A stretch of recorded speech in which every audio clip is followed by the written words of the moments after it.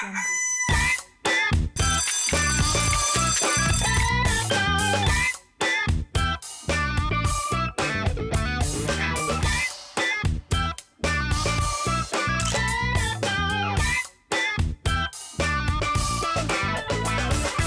mois de juin est là, mois de fin d'année scolaire, mois de vacances, mais également mois d'examen de fin d'année et de grosses pluies. Mais malgré tout, on espère qu'il nous apportera beaucoup, alors là, beaucoup de belles choses. Bonjour Juin, bonjour chez vous, bonjour Marco.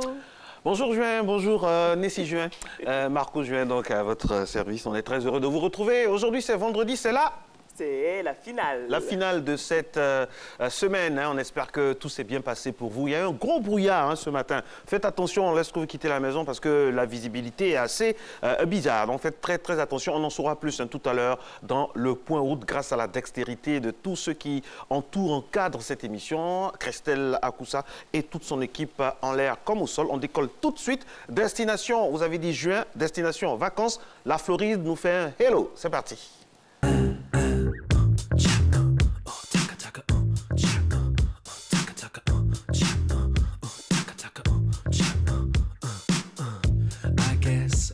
Wasn't feeling okay.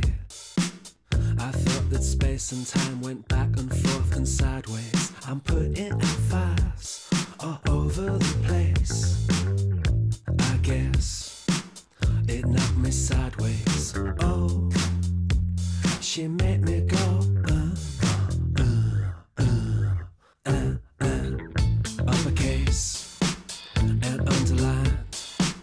We are as prickly as a couple of porcupines. I'm putting out fires all over the place. Pick a letter lower down the alphabet.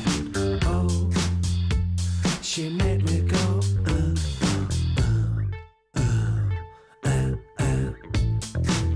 oh, suck it to me. Oh, suck it to me. Oh, suck it to me. I'm putting out fires all over the place. I guess it knocked me sideways. Oh, she made me go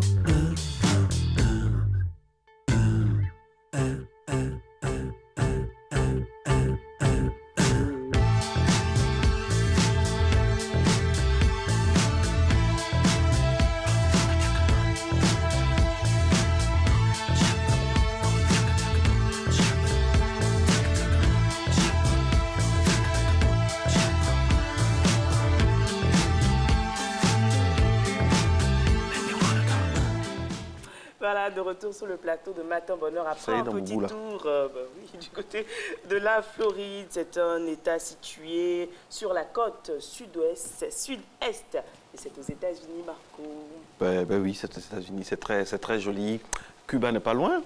Cuba n'est pas loin pour oui, la Havane, pour tous ceux qui aiment cette destination. Vous connaissez des gens qui aiment Cuba? Oui. Qui, par exemple? Marcelin Gauvoy. Absolument, vous avez bien trouvé. Ça y est, dans Boubou, là. Alors, le Boubou du mois de juin, le joli Boubou, hein, joli Boubou. Merci. Et puis aujourd'hui, c'est vendredi. C'est vendredi, tout ça. Petit clin d'œil à nos amis, frères musulmans. Et vous faites tellement vous voulez faire le clin d'œil, donc vous jeûnez aussi, aujourd'hui, toute la journée. Non. Pardon? Non. Donc, voilà le clin d'œil. Alors, merci beaucoup. Nous, par contre, on vous fait un vrai clin d'œil, on est avec vous. On va vous permettre donc d'être vraiment en forme. Hein. Ce sera avec... cette semaine, c'était bien sûr le coach Fabio. Il s'est beaucoup trompé en saluant Eva. Eva n'est pas là, on la salue. On lui fait un gros bisou. Elle vous salue. Elle viendra donc bientôt à l'antenne. En puissance. En puissance. On salue aussi son bout de chou, Maëva, sa fille, la princesse Maëva. Voilà. Voilà, vraiment, chaque photo, elle est photographiée chaque 2 secondes. Hein. Donc, ça fait qu'il faut qu'elle achète un 7e ou un 8e téléphone pour avoir la mémoire, suffisamment de mémoire. Voilà, il est 6 h, mesdames et messieurs, à Abidjan. Abidjan vous dit bonjour, Abidjan vous salue dans quelques secondes seulement à la gym, ça fait du bien. On salue tous ceux qui enregistrent la gym en replay et puis qui font des mouvements chez eux à la maison, que ce soit à Abidjan, dans le monde entier. Merci d'être avec nous, Matin Bonheur. 6 h pile, c'est la gym, c'est parti.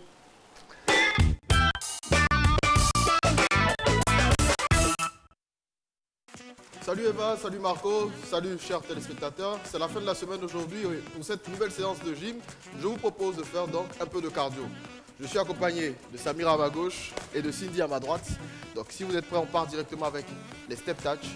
Là, on met la main aux hanches et on part. 1, 2, 3, 4, 5, 6, 7, 8, 9, 10. Encore. 1, 2, 3, 4, 5, 6, 7, 8, 9, 10. Plus bas. 1, 2, 3, 4, 5, 6, 7, 8, 9, 10. Dernier 10. 1, 2, 3, 4, 5, 6, 7, 8, 9.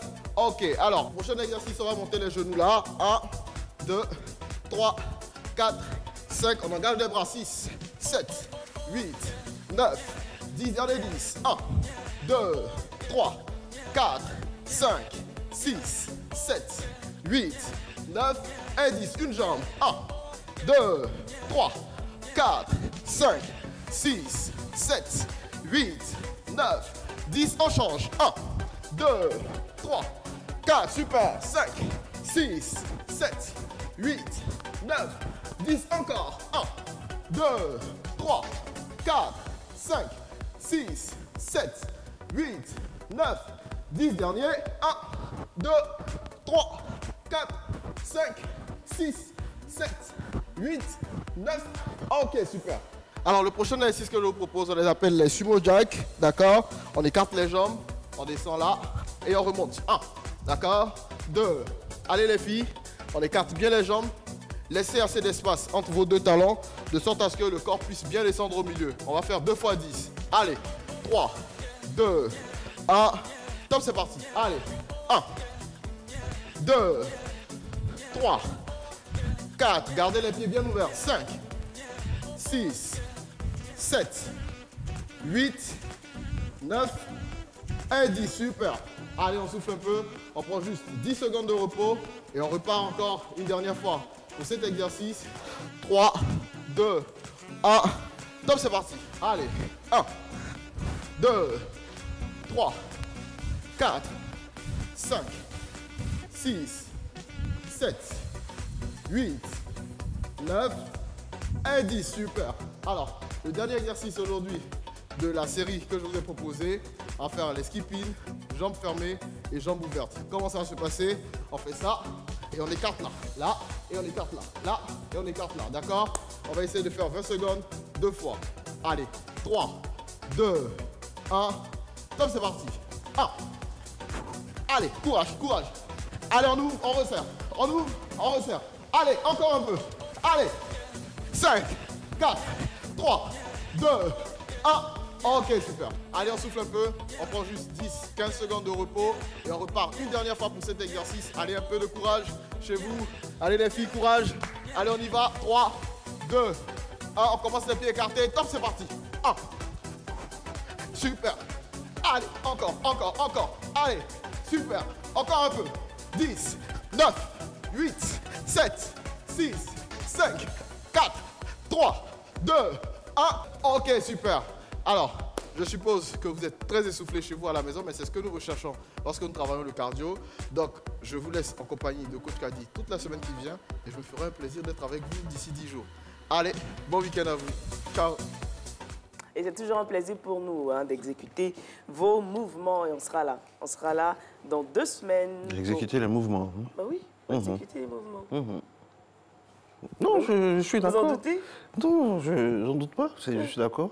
Voilà. Le sport, c'est très bon pour la santé, surtout. C'est quoi votre programme sport préféré, vous? Vous êtes plus cardio, plus... voilà. La corde à sauter, c'est quoi? C'est cardio? Bah... J'aime beaucoup la corde à sauter parce que ça permet de travailler tout le corps. D'accord, donc je vous présente Nessie Moussier-Tombola. Corde à sauter, doucement. Effectivement. Qu'est-ce qui devient celui-là déjà? Bah, il continue, il fait une émission sur une chaîne pour enfants, avec des enfants. Alors, il est resté dans le giron en même temps, quoi. Avec les enfants. Ah, vraiment. Mes enfants, disons, ma fille l'aime beaucoup. Ah, d'accord. Toujours en train d'exécuter ses mouvements. Ah, il est toujours à la mode, hein? Bah oui. aussi. Hein. Ah, d'accord, d'accord. Et il a une rubrique sportive. Uh-huh. Il met une chanson et puis il danse avec les enfants. C'est très, très intéressant. C'est très, très intéressant. Est-ce qu'on a des nouvelles de la route? Est-ce que nos caméras sont positionnées pour le point route? Ce sera dans quelques instants seulement. Le temps pour nous, Nessie, d'avoir des informations, de donner des informations. Parce que c'est ça aussi le truc à Matin Bonheur, hein. Donner des infos, partager aussi. Parce que souvent, vous nous donnez très, très souvent même des informations. Aujourd'hui, la fête à souhaiter, c'est la fête au Justin et le prénom dérivé. Marco, on a plusieurs prénoms dérivés. Donc, les prénoms dérivés, on a Justinien, Justino, Justinus, Justinienne et Juste. Voilà. Et ça vient du latin Justinus, qui veut dire tout simplement juste, homme juste. Les Justins sont des êtres assez exceptionnels, pleins de contradictions et d'angoisse. Grâce à cette passion qui, au bout d'eux, hein, ils sont capables de montrer de très grandes capacités intellectuelles. En amour, ils sont très instables, malheureusement. Don Juan, ils déchaînent des passions, mais fuient dès que la relation dure trop longtemps. Infidèles, ils sont infidèles, on les aime. Bon, c'est la personnalité décrite. Non, maintenant, avec ce commentaire, si vous êtes en train de regarder la télé, que vous êtes avec votre épouse, vous êtes nouvellement marié, paniquez pas, ça dépend. Tout le monde n'est pas comme ça. Voilà, tout le monde n'est pas comme ça. Rassurez-vous, rassurez Madame Makoto. Il y a des exceptions et vous en faites certainement partie. Si vous nous regardez ce matin, tous les Justins de Côte d'Ivoire sont des Justins cool. On a des anniversaires, joyeux anniversaire à Roger Sanchez, c'est un DJ qui est né à New York aux États-Unis. Et il a commencé à mixer dès l'âge de 13 ans. Il enregistre son premier single, Love Dancing. C'est en 1990. Nessie n'était pas encore né. Il commence en 1991 à réaliser des remixes pour Michael Jackson, Diana Ross, etc. Et puis, joyeux anniversaire aussi un magnifique mannequin, Heidi Klum, mannequin d'origine allemande. Et puis voilà. Michel Sardou aussi a eu un enfant qui est né un 1er juin.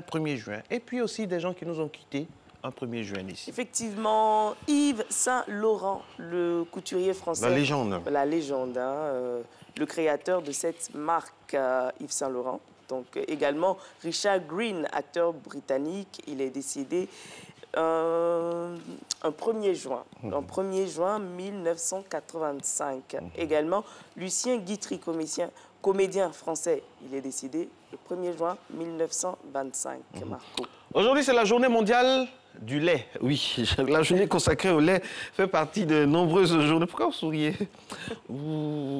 Enfin, la journée est initiée par l'ONU, en l'occurrence ici par la FAO. Son but est de favoriser une prise de conscience des bienfaits de ce tort blanc, oui, qu'est le lait. L'objectif nous oblige tous de même à reconnaître que cette journée est très peu médiatisée, la preuve. Sauf par les organisations professionnelles laitières. Buvez du lait, c'est bon pour la santé. Ça contient du calcium, ça permet donc d'être en bonne santé, tout ça. Qu'il soit écrémé, demi-écrémé, entier, tout ça, selon l'âge en tout cas. Buvez du lait, ça fait plaisir. D'après nos amis canadiens, cette journée-là est célébrée existe depuis 2000 et est célébrée par au moins 40 pays dans le monde. Waouh! 40 pays dans le monde. En Côte d'Ivoire, qu'est-ce qu'on fera pour le lait cette année? On va suivre l'actualité pour savoir. Hein. On va suivre l'actualité pour savoir, mais sachez que le lait est très bon pour la santé. Santé, justement, nous restons dans le giron de la santé, ce qui nous amène donc à ce premier reportage de cette matinale. Il est 6h09 partout à Abidjan. Et vous savez que quand on parle santé dans les pays en voie de développement, le PALU nous interpelle. C'est justement la quintessence de ce premier reportage de cette matinale du vendredi 1er juin 2018. Ces dégâts ne sont pas les seuls que les pluies diluviennes pourraient occasionner. Elles pourraient être aussi à l'origine de la prolifération de plusieurs maladies, comme la dengue et le paludisme. Pendant la saison des pluies, il y a dans nos maisons, dans les lieux publics, des contenants qui vont accumuler de l'eau de petites quantités.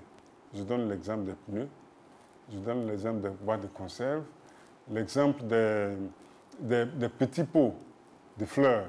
Et c'est dans cette de petites quantités que le moustique vient souvent pour pondre ses œufs.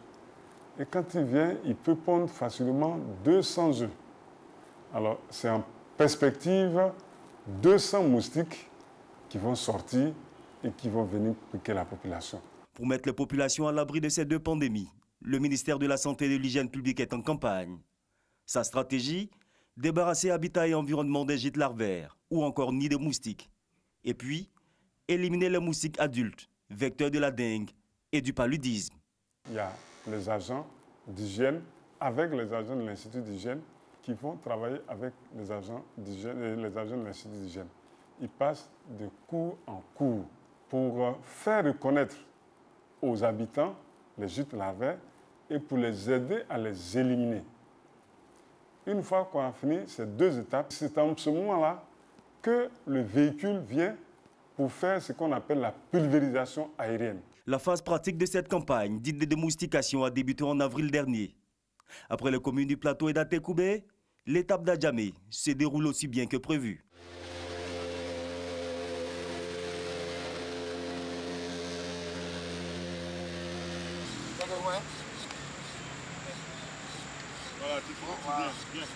L'identification et la destruction physique des gîtes larvaires, comme ici avec les pneus, est presque sans problème. La pulvérisation de la fumée, par contre, entraîne quelques désagréments sur lesquels les autorités rassurent. Il faut dire que c'est une fumée qui contient les produits qui tuent les moustiques et c'est une fumée qui n'est pas du tout dangereuse pour la population. C'est juste quelques minutes et ça disparaît. Mais ça reste dans l'atmosphère et c'est plutôt pour les moustiques que c'est dangereux. Au cours de la période de fumigation, il faut ouvrir les fenêtres. Parce qu'il faut que la fumée rentre dans les maisons. Parce que les moustiques, dans la journée, peuvent être aussi dans la maison. Les moustiques sont dans nos maisons, donc si on ouvre les fenêtres, si on ouvre les portes, la fumée va rentrer dans les chambres, dans les salons, et ça pourra tuer plus facilement les moustiques. L'opération menée par l'Institut national d'hygiène publique, prévue pour s'achever en juillet prochain, va se dérouler dans tout le district d'Abidjan. Rappelons que la dengue et le paludisme sont causés par des piqûres de moustiques, des gens Aedes et Anopheles. Voilà, réserver un accueil chaleureux aux agents de l'Institut national d'hygiène publique afin d'éloigner les moustiques. Il a bossé ses cours, il a bossé ses cours. Il a bossé ses cours, Guillaume Zéré, Anopheles, tout ça. Nos reporters sont... Ils sont excellents. Ils sont prêts, comme on dit. Toujours en train de nous donner des informations utiles qui nous servent tous les jours. Je promène dans Abidjan, lorsqu'il voit quelque chose de l'œil seulement, en même temps le reportage, c'est magnifique. Hein. On a une très... Bon, pas tomber dans l'autosatisfaction aussi, mais on a vraiment une équipe prête. Voilà. Salut Kadi Fadiga, qui est en train de... Ça, c'est déjà passé, mais ça a déjà commencé, le jeune... Bah, c'est passé. C'est passé. Un joueur viendra nous dire un peu son menu spécial pour commencer le jeune. Vous savez qu'elle aime les bonnes choses, on imagine. On attend toujours notre invitation pour la rupture chez elle à 18h. Toute l'équipe attend. Voilà, s'il vous plaît, Madame Kadi. Est-ce qu'elle a reçu son sucre? S'il vous plaît, oui. Elle a reçu des tonnes de sucre, oui. Non, le sucre, ça peut être spirituel aussi. Hein. Ça peut être le soutien, tout ça. Allez, le point route. On a le boulevard Lagunet qui nous donne des infos déjà. On va voir déjà ce que ça donne. Point route.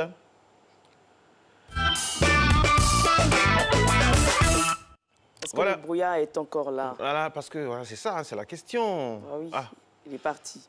Bon. Mais encore, juste un peu. Oui, il y a encore du brouillard. Parce que vous voyez dans le fond là-bas, dans le fond vers quand on va vers Yopougon, là. Franchement, il y a un brouillard épais. Voilà, une suspension dans l'atmosphère de particules. Hein. De particules, c'est ce qu'on appelle communément le brouillard. Faites très attention si vous prenez la route ce matin parce que c'est impressionnant le brouillard qu'il y a sur la zone d'Abidjan et même en périphérie. Hein, selon les premières infos que nous avons, on ne le dira jamais assez. Attention aux éléments de visibilité de vos véhicules. C'est surtout Marco dans la zone nord. Hein. Oui, là, il faut faire très très attention. Alors, il est 6h14 aujourd'hui. Est-ce qu'on va aller encore dans quelques instants à Adjamé, hein, pour parler de vendeurs ambulants à Adjamé.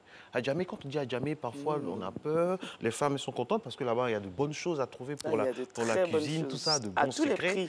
Et puis, il y a des vendeurs. C'est un univers assez particulier à Adjamé. Autant Yopougon est la commune de tous les extrêmes, Adjamé, c'est la commune de tous les coups. De tous les coups, de tous les défis, on va dire ça comme ça. Allez, un reportage immersion avec les vendeurs ambulants d'Adjamé.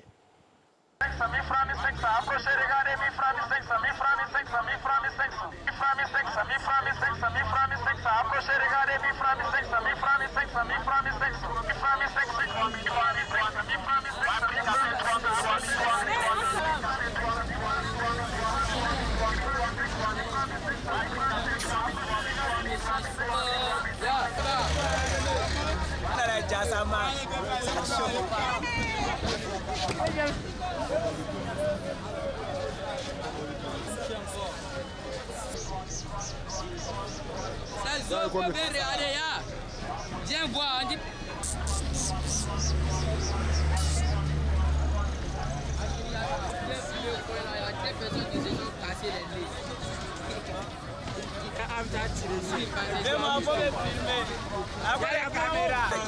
On peut pas aller voler aussi, ça go le sang, ça arrive.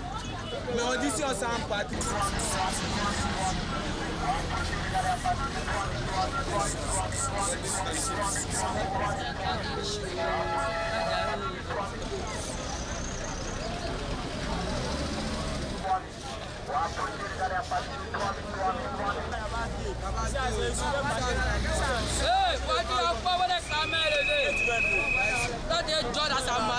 Tout le monde y trouve son compte, hein, Marco. Élève, étudiant, travailleur. Animateur, animatrice. Et vous savez, il y a des propriétaires de grands magasins, de grandes boutiques qui vont à Djamé s'approvisionner pour exposer dans leur boutique. Moi, une fois, je vais vous raconter une histoire. J'espère que vous n'allez pas vous moquer de moi. Et moi encore, c'était pas à Djamé, hein, c'était à Gagnoa. J'ai dit ça, Eva se moquer de moi pendant 2 semaines. Et j'ai vu une cravate, il y a une couleur de cravate que je cherchais. Oh là. Et on est à Gagnoa le week-end et puis j'aperçois le monsieur. En temps, c'est un marché, j'ai oublié le nom du marché, c'est bondé là. Je n'avais pas ma casquette de camouflage, donc je n'étais pas en mode camouflage. Donc j'appelle le gars, lui aussi n'entend pas depuis. Là. Alors, m'oubliant, je suis sorti du véhicule, je suis allé vers lui. Je lui ai donné un billet, je ne me souviens pas lequel, et j'ai pris la cravate. Je suis monté dans la voiture. Le monsieur n'avait pas eu le temps d'être étonné. Parce que c'était la couleur que je cherchais depuis longtemps. Je n'ai pas eu. Donc, comme quoi, ça peut vous prendre à jamais. Comme à Yopougon ou à Gagnoa. On salue tous ceux qui nous regardent d'ailleurs de Gagnoa, de la zone là. Ouais. Ah oui, c'est impressionnant. C'est impressionnant, Marco. Et puis ça, c'est tellement pas cher, Marco. Un jour, au marché de Belleville, Marco. Pour Eva, c'était un sac. Je vois des chaussures, Marco. Vous voulez que je vous raconte pour Eva? Allez-y, bien sûr. Non, pour Eva, elle a eu la chance parce qu'elle a vu le sac et elle est repartie à la maison. Et c'est sa fille de maison qui est venue, elle a garé devant. Le sac était toujours là. Regarde le sac qui est là-bas, c'est ça qu'il faut prendre. Donc la fille allait prendre à sa place. Donc voilà, c'était moins. C'était moins. Voilà, il y a des. Nous, c'est pour vous dire, mesdames et messieurs, que tout le monde prend ça. Même le directeur de société dans sa voiture qui passe, il va remarquer quelque chose. C'est ça. C'est quelque chose, c'est ça. Voilà. Yeah. Voilà. Il y a de bonnes affaires dedans, il y a de bonnes affaires. Et c'est un bon point pour les vendeurs parce qu'ils peuvent vendre une chaussure à 500 francs, mais si le directeur d'entreprise vient, il voit, il peut prendre plus. Tellement il est pressé de quitter les lieux, il peut donner prendre 5 000 et puis... je pense que c'est ce que j'ai fait à Gagnoa. Le monsieur, en temps normal, le monsieur aurait crié « voleur, voleur », mais quand il a vu le billet, il a vu que j'ai pris une seule cravate, c'est pas grave, la cravate qui part, il n'y a pas de souci. Peut-être que la cravate était à 500, vous avez donné 10 000. Franchement, mais non, la cravate, c'était la couleur idéale, quoi, franchement. Je cherchais cette couleur-là depuis des années, je ne la trouvais pas, vous voyez, comme quoi, parfois on cherche trop loin, trop en profondeur, ce qui est en surface, voilà. Il fallait que je trouve ça à Gagnoa en plus. Donc merci à mes parents de Gagnoa, grâce à vous, j'ai eu ma jolie cravate. Vous n'avez pas trop transpiré ce jour-là? Ah oui, j'ai un peu transpiré ce jour-là. Oui, j'ai transpiré parce que comment sortir sans être vu, sans ma tenue de camouflage habituelle pendant les week-ends, ça a été compliqué. Mais après, j'ai pris mon courage à 2 mains et 2 pieds, je suis parti. Sorti de la voiture, voilà. Vous avez votre cravate. Le temps que les gens disent, mais c'est pas le monsieur qui fait du oui. Monsieur, voici l'argent de la cravate. Basta. Allez, c'est ça. On n'a pas transpiré, mais par contre, pour ne pas transpirer, il y a des astuces, il y a des conseils, ça tombe bien. C'est maintenant.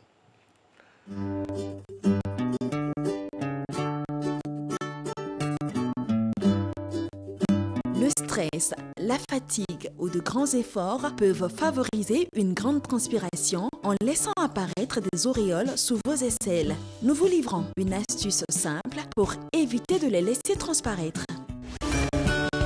Prenez un protège-slip, enlevez la sécurité et placez-le dans la partie aisselle de votre vêtement. Ce procédé va absorber la sueur et vous pourrez vaquer aisément à vos occupations. Simple et facile comme astuce. Très simple et facile, mais est-ce que Marco oserait? Oseriez-vous aller dans une boutique prendre des protèges-slips? Non, je pense qu'il y a des déos, des sticks qui vont faire l'affaire. Parce que franchement, là... Mais là, ça, c'est plus absorbant, Les gens vont Marco. trouver ça bizarre. Ils vont dire, mais le gars de la télé, votre gars du matin bonheur, qu'est-ce qu'il a? Il est venu ici. Ça commence. C'est comme ça que les légendes, les choses commencent. Après, on va dire, oui, il est ceci, il est cela. On se comprend. Oui, Voilà. et là, vous vous sentez obligé de vous justifier, dire, bon, voilà. moi, mais j'achète ça, c'est pour me protéger. Ça protège, vous le savez, Et madame. plus vous justifiez, plus voilà, ça soulève des questions. On se connaît ici en Côte d'Ivoire. Voilà. La femme dira, mais est-ce que je lui ai demandé quelque Voilà, chose? c'est officiel. On dit, mais c'est officiel. Il est ceci, il est cela. Bon, voilà quoi. Il est de ceci, il est de ce côté. Bon, voilà. C'est ça. Je dis ça, je dis rien. Mais bien sûr. Alors que l'intention, c'est simplement de se protéger, tout ça. C'est ça, des fois aussi, on va trop vite en besogne. Trop vite en besogne, Marco. Marco, aujourd'hui également, c'est vendredi. Vendredi, on parle culture. On va recevoir des invités pour parler d'une Côte d'Ivoire sans plastique. Ah oui, ça c'est un véritable défi. Hein, parce que quand vous allez aujourd'hui au Rwanda, le plastique est totalement interdit. Vous avez honte même de marcher dans les rues de Kigali. Déjà, à l'aéroport, on vous regarde bizarrement quand vous avez un sachet plastique, comme on dit. Donc, à plus forte raison dans la rue, tout ça, soit dit en passant, en venant ce matin, à 5 h du matin, là, il y a des gens qui se le luxe, alors que les dames ont pour nettoyer, les rues sont propres très tôt le matin à Abidjan, il faut le dire, à jeter des ordures de la voiture. Je pensais que c'était révolu, ça.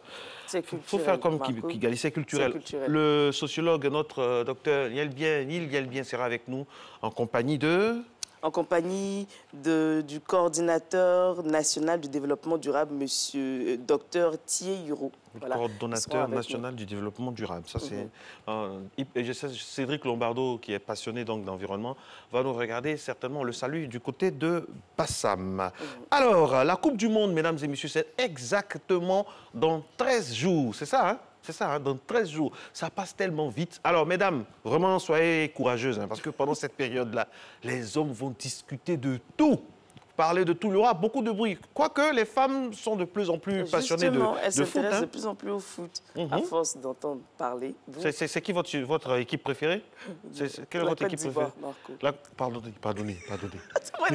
Pardonnez, ne remuez pas notre rouge. Les équipes qui iront au mondial, c'est qui votre équipe préférée? Alors...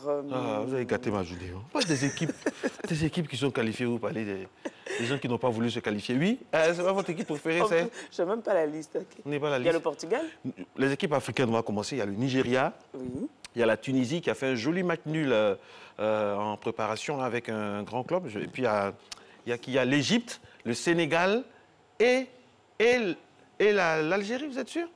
Le Maroc, voilà. Donc allons-y pour le Nigeria. Donc, soutien à fond. Donc on va demander à Kadi Fadiga, notre rédactrice en chef, parce qu'on va avoir les maillots, parce que la dernière fois, on avait porté les maillots d'une équipe qui n'est pas là-bas, d'un pays. Donc cette année, on va avoir les maillots des pays qualifiés. Nigeria, Tunisie, Maroc, Sénégal, et puis... Marco, on sent le goumin. Oui, on sent le goumin. Gouminus, vous êtes chagriné. On sent tellement vous l'aimez beaucoup. Oui. On sent tellement le goumin qu'on va vous proposer maintenant un reportage qui parle des tactiques du football. Il va falloir s'y habituer. On y va. Pour gagner un match de foot, aligner 11 virtuoses du ballon ne suffit pas. Il faut un groupe complémentaire et une bonne tactique. Le 4-3-3 est la composition équilibrée par excellence. 4 défenseurs, 3 milieux, un avant-centre et 2 ailiers. Les ailiers sont chargés de bloquer la montée des latéraux adverses tandis que l'avant-centre doit peser en mobilisant l'attention de la défense centrale. Dans un 4-4-2 à plat, tactique la plus connue mais de moins en moins utilisée, les milieux sont davantage mobilisés dans les couloirs et chargés à la récupération d'alimenter en ballon 2 attaquants. Le 4-4-2 peut aussi être construit avec un milieu en losange dont un joueur reculé devant la défense et un autre en soutien des attaquants. Les meneurs de jeu, artistes du football par excellence comme Pelé, Maradona et Zidane, s'expriment le plus facilement dans un 4-2-3-1, chargé d'initier les offensives au milieu de la ligne de 3. Les équipes adeptes du 4-1-4-1 sont plus défensives. L'idée est de neutraliser le jeu et la créativité adverse en attendant de contre-attaquer.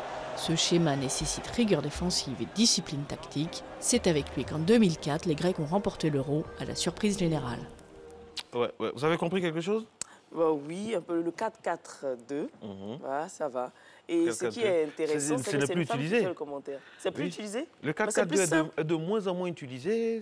Pourquoi ça ne marche pas? C'est une combinaison qui ne marche pas. Il y a beaucoup d'équipes qui arrivent à trouver des failles dans le 4-4-2. Parce que c'est trop classique. Voilà, c'est trop classique, c'est très ancien comme tactique. Mais par contre, il y a des équipes, il y a des entraîneurs, avec E majuscule, qui, tout au long d'un match, en 90 minutes, peuvent basculer de plusieurs systèmes à un autre système. Voilà, on peut commencer par un 4-4-2 et puis après arriver à un 4-3-3, à un moment, un 4-2-1-3. Enfin, franchement, il y a des entraîneurs qui ne sont pas figés. Et Zidane, c'est quoi sa tactique préférée? Voilà, vous avez posé une très bonne question. Zidane, qui a démissionné, hein, on dit ça, soit dit en passant, si vous ne savez pas, Zinedine Zidane a démissionné de son poste d'entraîneur du Real Madrid. Il a bien fait, parce que franchement, il faut partir quand il y a encore du jus dans le citron. Parce qu'il ne faut pas attendre qu'on soit vilipendé pour partir. Il faut savoir partir au bon moment, avoir le sens du timing. Lui, Zidane c'était plus 4-3-3, c'était plus... Des fois, il utilisait beaucoup les latéraux, Toni Kroos et puis Modric, Luka Modric, c'est ça, jouait beaucoup aussi. Ou des fois Kovacic qui venait quand il y a un joueur à prendre, comme ce fut le cas lors de leur rencontre avec Barcelone. Vraiment, c'est beaucoup de tactiques à exploiter aussi. Il ne faut pas rester figé.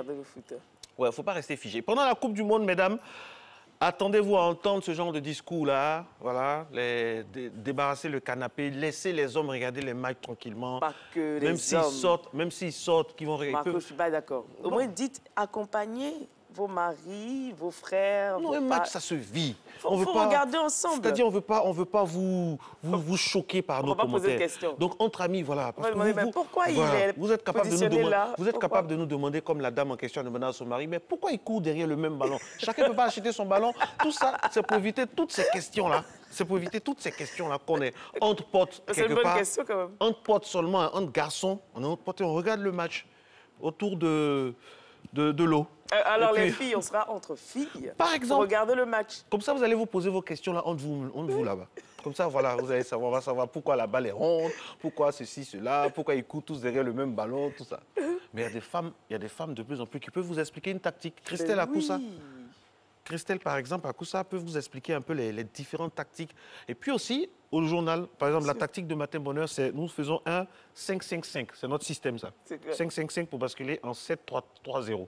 C'est-à-dire, on commence à 5h55, on termine à 7h30. Mais en même temps, dans la tactique, au cœur de cette tactique-là, il y a le journal qui va commencer maintenant.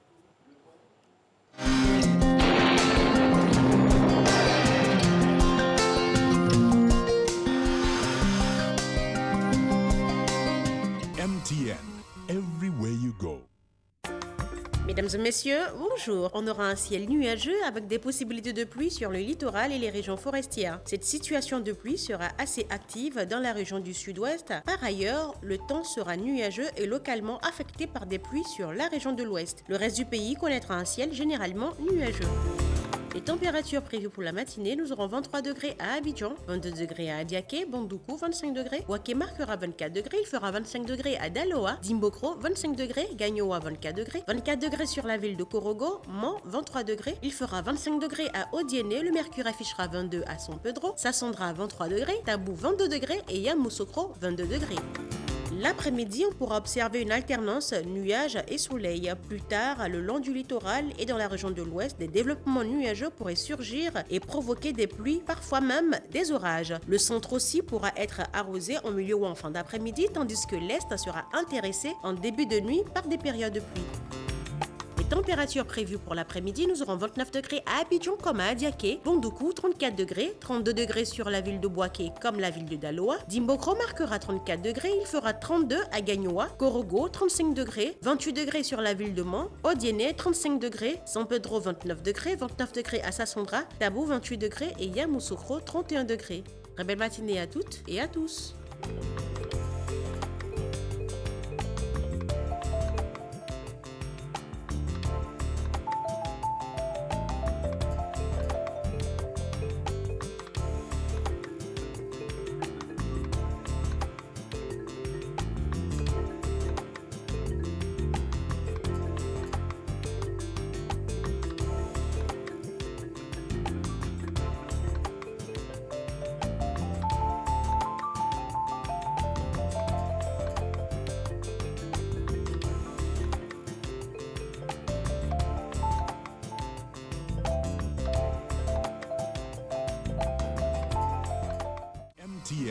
everywhere you go.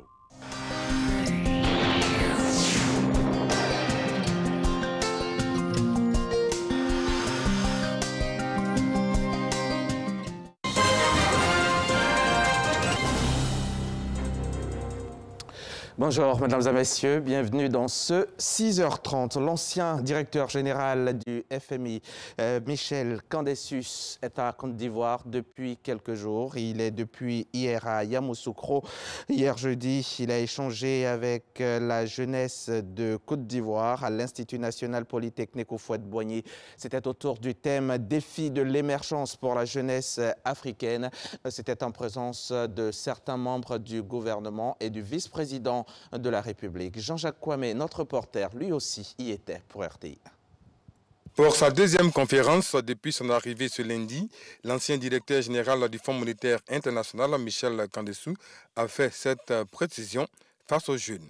La Côte d'Ivoire est au seuil de l'émergence. Quand je vois un pays croître sans inflation et avec endettement maîtrisé au rythme d'environ 8 à 9%, je dis qu'en effet, il entre dans l'émergence et il va devoir désormais se colter non seulement avec ce qui reste encore, et il y en a beaucoup, de pauvreté dans votre pays, mais avec le changement de modèle de production, une industrialisation tournée évidemment vers beaucoup plus de transformation, mais aussi d'accession aux secteurs les plus pointus des productions industrielles grâce à une recherche de qualité.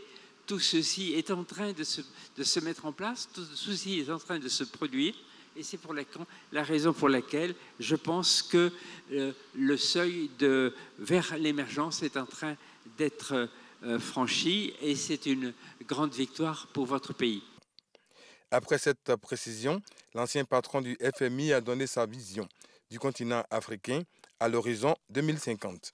Un continent avec plusieurs opportunités, une démographie d'environ 2 milliards à 500 000 habitants, une croissance annuelle de plus de 3% par an, une percée des économies émergentes, une urbanisation galopante de la population et surtout une explosion des classes moyennes.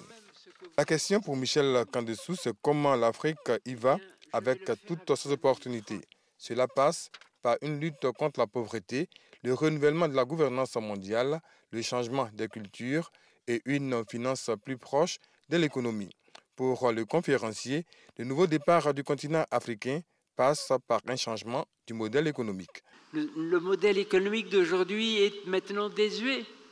Il ne cadre pas avec ce que nous savons des avancées du monde. Eh bien, le fait que nous soyons obligés de revoir nos modèles économiques est peut-être une bénédiction. Ils peuvent être meilleurs, ils pourront mieux être tournés vers la promotion des plus pauvres. Ce vendredi, l'ancien directeur général du FMI va prononcer une conférence, toujours à Yamoussoukro, sur les thèmes paix et développement, enjeux du partenariat entre l'Europe et l'Afrique. Reportage signé Jean-Jacques Kwame. De retour ici à Abidjan, la Chambre de commerce et d'industrie a organisé hier jeudi 31 mai, en partenariat avec le Forum économique mondial, un séminaire régional sur le thème « Compétitivité en Afrique de l'Ouest, état des lieux et perspectives ». Ce séminaire qui s'est ouvert ici à Abidjan en présence du Premier ministre Amadou Gon Coulibaly, l'on y a effectué une importante communication sur les réformes engagées par le gouvernement pour assurer la compétitivité de l'économie ivoirienne. Les précisions de Jean-Luc Bangbo. Regard croisé de la Chambre de commerce et d'industrie de Côte d'Ivoire et du Forum économique mondial sur la compétitivité de l'économie ivoirienne. La tenue de ce séminaire est l'occasion pour les différents acteurs des secteurs publics et privés d'échanger sur les réformes mises en œuvre en vue d'améliorer l'environnement des affaires. L'enjeu pour nous est bien sûr de doter notre pays d'un avantage comparatif au sein de la sous-région, en Afrique et dans le monde. Ce séminaire en Afrique de l'Ouest vient à point nommé, car il se situe dans un contexte relativement favorable, où la croissance du PIB dans l'UEMOA se situe à un niveau encourageant comparativement à la plupart des espaces économiques dans le monde. Si la compétitivité de l'Afrique de l'Ouest a stagné au cours de la dernière décade, certaines économies, comme celle de la Côte d'Ivoire, ont connu une croissance rapide. Ceci en raison des réformes engagées par le gouvernement ivoirien. Le gouvernement ivoirien a mené des réformes visant à améliorer l'environnement des affaires à travers notamment la simplification et la dématérialisation des procédures administratives. Il y a également au titre de la gouvernance la mise en place de la haute autorité pour la bonne gouvernance et la mise en place récente de la Cour d'appel du commerce le 17 mai dernier. En Côte d'Ivoire, nous investissons annuellement 30% du budget de l'État dans le financement des infrastructures. En ce qui concerne l'éducation, nous allouons plus d'un tiers de notre budget annuel aux dépenses sociales, en particulier dans les domaines de l'éducation et de la santé, en mettant l'accent sur l'égalité des sexes. Malgré un environnement économique difficile, la Côte d'Ivoire continue de maintenir son taux de croissance. Celui-ci était de 7,8% en 2017. Organisé en collaboration avec le Forum économique mondial, ce séminaire est le premier du genre à se tenir en Afrique de l'Ouest francophone. Il marque la volonté de cette organisation internationale de se rapprocher de la réalité du terrain et de s'imprégner de l'expérience de ses membres. Parlons un petit peu agriculture, c'est en bref et en images. La mise en place du collège des producteurs de la filière EVA prend un tournant décisif avec le lancement hier jeudi du processus de recensement des producteurs à la place Elengan d'Aboisseau. Les producteurs des 18 régions ont 25 jours à compter de ce vendredi 1er juin pour se faire recenser afin de reconstituer la base de données des producteurs. Toute chose qui permettra l'établissement d'un listing électoral fiable, puis suivra l'organisation d'élections juste afin de désigner le représentant des producteurs dans le collège de l'interprofession de la filière EVA.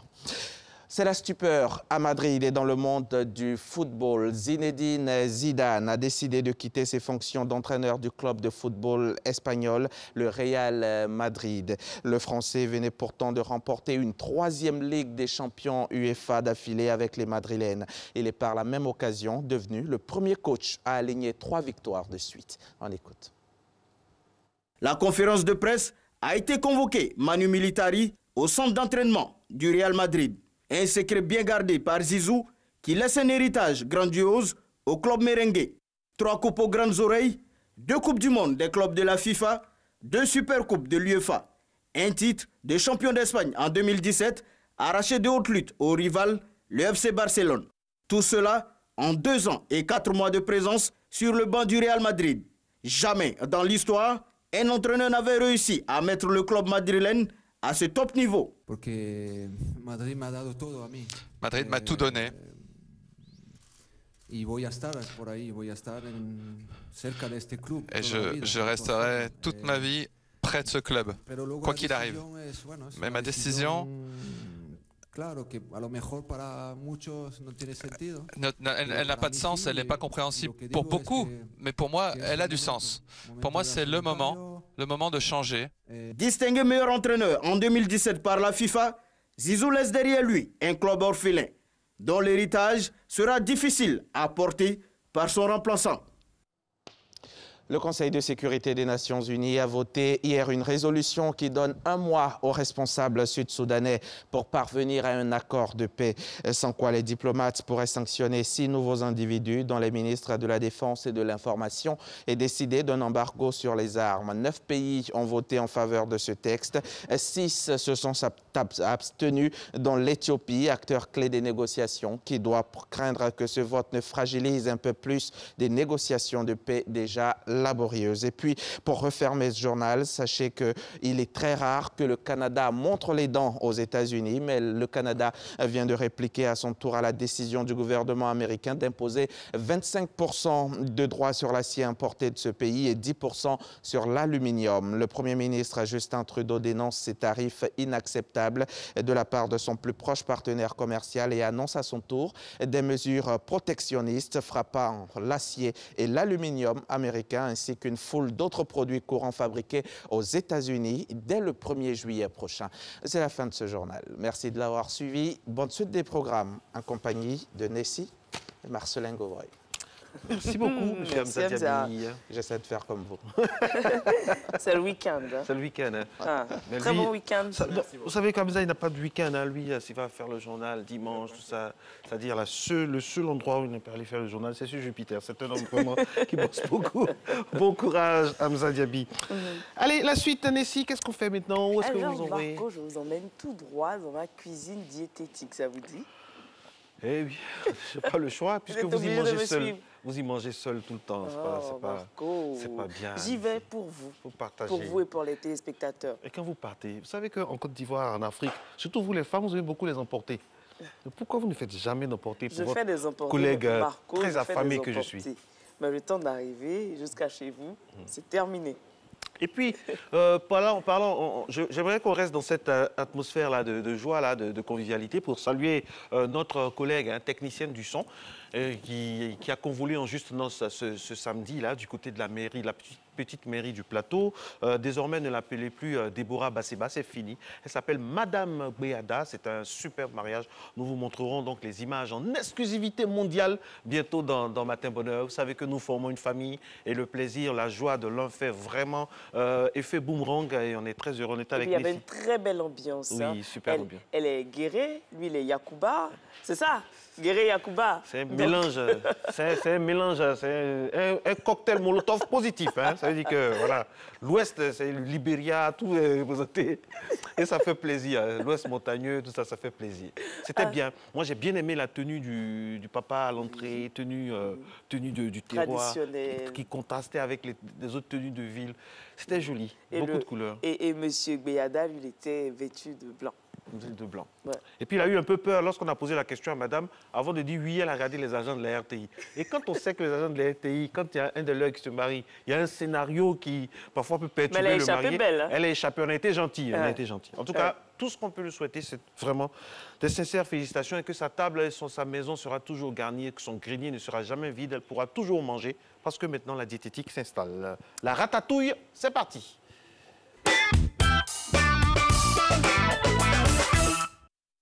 La ratatouille, ça vous dit? Vous connaissez la recette? Si oui, tant mieux.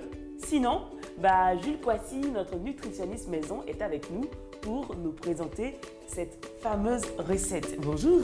Bonjour Nessie, ça va? Oui, ça va super bien. Nous allons présenter aujourd'hui la ratatouille. La ratatouille, cette fameuse recette. Oui, c'est une vieille recette qui date de longtemps. C'est le mélange de plusieurs légumes à la fois qui fait plus ou moins un ragoût de légumes ou une sauce de légumes. Wow. Qui sert à accompagner plusieurs plats, plusieurs mets à la fois. Alors, qu'est-ce qu'il nous faut pour faire une faire une très bonne ratatouille, je pense que toutes les ratatouilles sont bonnes d'ailleurs. On a des aubergines vertes, des courgettes, des jeunes courgettes d'ailleurs, oignons, tomates, carottes, l'ail, persil, poivron, c'est-à-dire du piment doux, de l'huile, du sel, des herbes provençales et puis du poivre. Voilà comment nous allons composer notre ratatouille. Alors, on va passer tout de suite à la préparation de la ratatouille. Nous allons mettre 2 cuillères à soupe d'huile.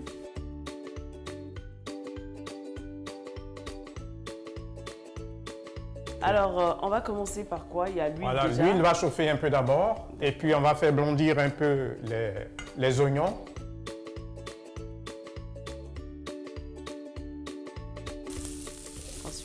L'ail.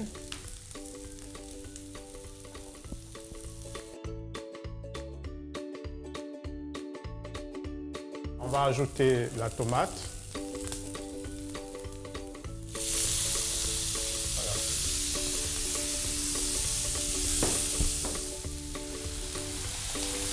Un peu. Voilà. On va ajouter les carottes.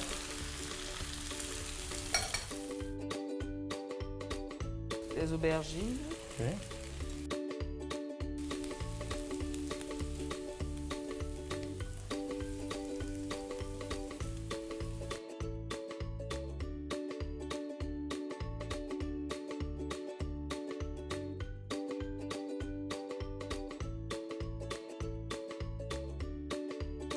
On ajoute les herbes. Oui, pour que ça prenne bien. Donc tu assaisonnes tout avec.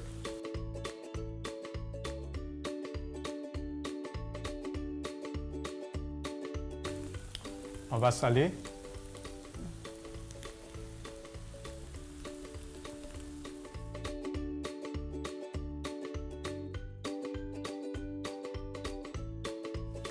Donc, ici, on laisse mijoter la ratatouille.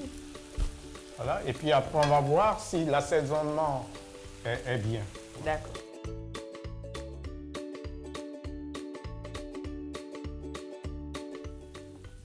Donc voilà, je pense que la ratatouille est prête. Elle est prête.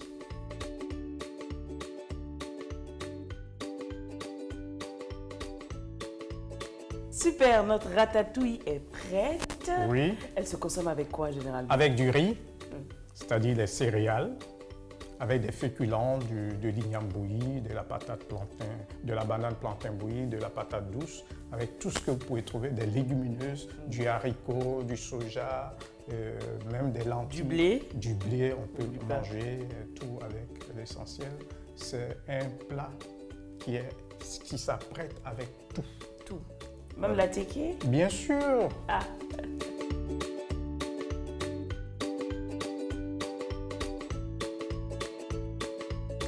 Et aujourd'hui, on déguste avec quoi? Ben, on va déguster avec du pain. Du pain? Oui.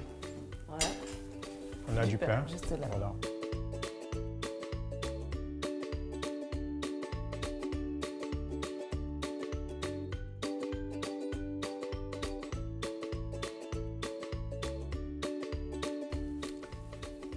C'est très bon. Très croustillant. Très très bon. C'est vrai que les légumes sont là, mais on ne les sent pas. On ne sent pas l'aubergine à part, on ne sent pas... c'est rassemblé. Voilà, c'est tout un rassemblé, mélange. tout un mélange, effectivement, Tout agréable. Le parfum, l'arôme, tout ça mis ensemble ont formé un. C'est sûr qu'avec cette recette, ça donne forcément envie de consommer des légumes. Bien sûr. Donc, ces mets que nous présentons sont adaptés à votre type d'alimentation. Bien manger. Ça fait du bien. Riz que Marco n'aime pas, surtout quand il ne goûte pas. Les différentes recettes. Marco, vous avez parlé Laissez-moi tranquille. Vous avez parlé d'emporter. Hein? Oui. Mais je vous fais emporter comment? Je boude là, je boude. Oh, je suis en mode. S'il vous plaît. Vous savez que ce sont bientôt les vacances. Je vous ai dit, je vais venir spécialement chaque semaine. Le pire, c'est que vous ne savez même pas me blaguer. Vous ne savez même pas me flatter. Blaguez-moi un peu. Mais comment je fais? Comment ça se fait que ça fait 7 mois, 7 mois d'émission? Vous n'avez jamais pu vous tromper, vous non, mais je devais bien tester, Marco, parce que quand je vais, j'apprends des recettes, je vais tester à la maison jusqu'à ce que je me perfectionne. Ah non, vous ne voulez pas que j'ai un empoisonnement? Justement. Bon, ça peut s'expliquer aussi, c'est recevable, c'est recevable. Jusqu'à ce que je maîtrise la recette, Marco. Il n'y a pas de souci, il n'y a pas de souci. À cette allure-là, c'est moi-même qui vais vous dépasser dans les escaliers avec une recette en allant chez vous. Merci beaucoup, mesdames et messieurs. C'est matin bonheur, hein. Nessie et Marco sont en mode vendredi. Et puis, on va parler d'un thème aujourd'hui, dans quelques instants seulement, assez intéressant. Écoutez, hein, le libellé. Une Côte d'Ivoire sans plastique, comment changer les mentalités? Il y avait une décision qui interdisait donc le plastique, mais aujourd'hui, c'est monnaie courante, on a des sachets plastiques partout. Est-ce que cela est dû à un manque de suivi de la part des autorités ou bien à de l'incivisme tout simplement? C'est là où nos invités interviennent. À ma droite, donc à votre gauche, Dr Neil Nelbien. Vous le connaissez, hein, c'est le sociologue maison de notre émission. Il nous fait l'honneur d'être toujours là depuis la saison dernière.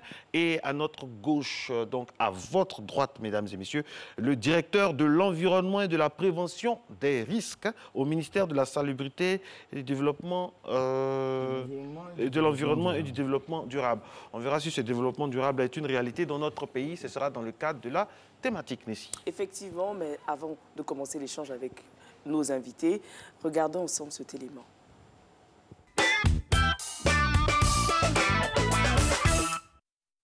Les sacs plastiques, un mal ou un bien?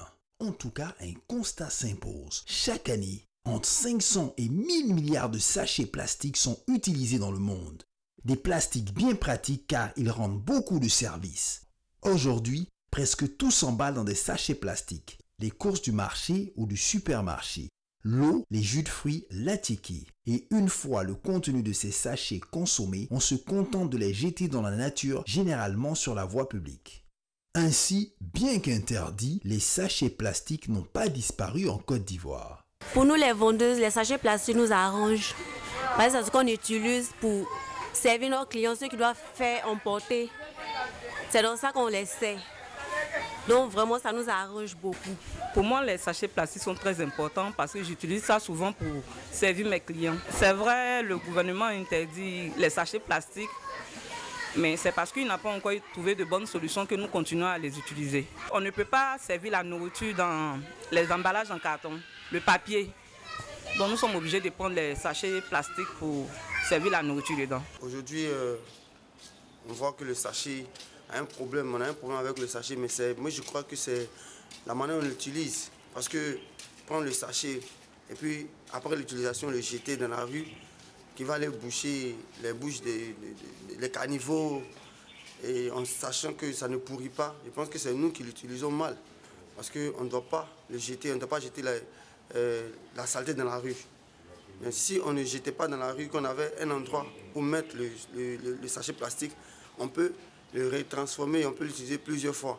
Les sachets plastiques bouchent les canalisations, s'incrustent dans le sol. Conséquence, l'eau de pluie ou simplement les eaux usées ne peuvent s'évacuer normalement, une menace qui inquiète.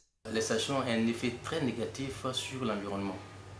Par exemple, les caniveaux sont bouchés, l'eau de pluie traîne les sachets jusqu'au niveau de la mer.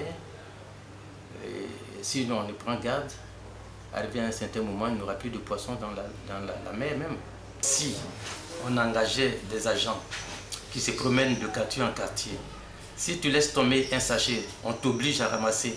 Les sachets plastiques, c'est un danger pour l'environnement. Ça dégrade le sol. Et les sachets plastiques, on en trouve un peu partout. Les caniveaux sont bouchés à cause des sachets plastiques. Pour moi, le gouvernement devait prendre des mesures importantes pour arrêter que l'on jette les sachets plastiques un peu partout. Du 2 au 17 juin, place à la quinzaine de l'environnement, occasion de sensibilisation sur les bons gestes pour la préservation de l'environnement et arriver petit à petit à changer les mentalités. Un travail de longue haleine en perspective. Absolument. Alors, docteur, bonjour. Bonjour. Est-ce que les sachets plastiques, c'est culturel? Les sachets plastiques, c'est devenu culturel parce qu'avant, on n'utilisait pas les sachets, on utilisait les cuvettes, on utilisait les cabas en raffia, on utilisait d'autres modes de transport de nos victuailles et de tout ce que nous achetions. Mais aujourd'hui, il y a des gens, à part le plastique, qui ne connaissent rien d'autre comme mode de conditionnement. Donc on peut dire que c'est devenu quasiment la nouvelle culture depuis les années 70-80. Bien. Maintenant, le rapport à ces déchets, à ces ordures et spécifiquement au plastique, là aussi, c'est une affaire culturelle. Parce qu'aujourd'hui, la Terre entière utilise le plastique. On s'est rendu compte de ces anomalies. Comme le disait quelqu'un dans l'élément, il est possible, pourquoi pas, de déposer des poubelles. On a même des poubelles en plastique, ce qui est un cas déjà de recyclage même du plastique. C'est-à-dire, c'est dans l'utilisation et surtout ce qu'on fait après du plastique que je pense que les problèmes se posent. Et les problèmes se posent. Docteur Thié, dites-nous, quels sont les dangers de l'utilisation des papiers plastiques? Merci. Il faut dire que les dangers sont multiples. Regardons juste autour de nous. D'abord, du point de vue esthétique. Les sachets plastiques mettent environ 400 ans avant de se détériorer dans la nature, c'est-à-dire avant de se dégrader. Et donc, quand vous jetez des ordures dans un endroit, vous y allez quelques temps plus tard, vous constatez qu'il ne reste que le plastique. Donc, l'esthétique, d'abord, a pris un coup. Secondo, les sachets plastiques dans la nature peuvent entraver donc le développement de l'agriculture, par exemple, parce que le sol est étouffé. L'eau ne peut pas s'infiltrer. Donc, un problème économique. Autre élément qu'on a montré tout à l'heure à la télévision, les inondations que nous avons très souvent. Nos caniveaux sont bouchés par les sachets plastiques. L'exemple du carrefour qu'on appelle le village Mel Théodore, dans l'Indénié, patent. On a mis des dégrilleurs, mais quand vous y allez, vous ne voyez que des plastiques dans ces dégrilleurs. Parce que nous les jetons ça et là. Autre élément, des études ont montré que l'utilisation de ces sachets plastiques peut entraîner des problèmes de santé, voire des problèmes de cancer. Aujourd'hui également, nous constatons que nos mamans préparent même avec le sachet plastique pour étouffer le riz, ce qu'on ne faisait pas avant. Et donc, il y a des éléments, un contact entre la nourriture et le sachet. Et ces sachets sont des sachets de synthèse, c'est-à-dire c'est des produits pétroliers qu'on utilise pour fabriquer ces sachets. Ce n'est pas le caoutchouc de notre EVA. Alors, les problèmes sont multiples. Concernant la production, quel type de sachets recyclables sont produits en Côte d'Ivoire?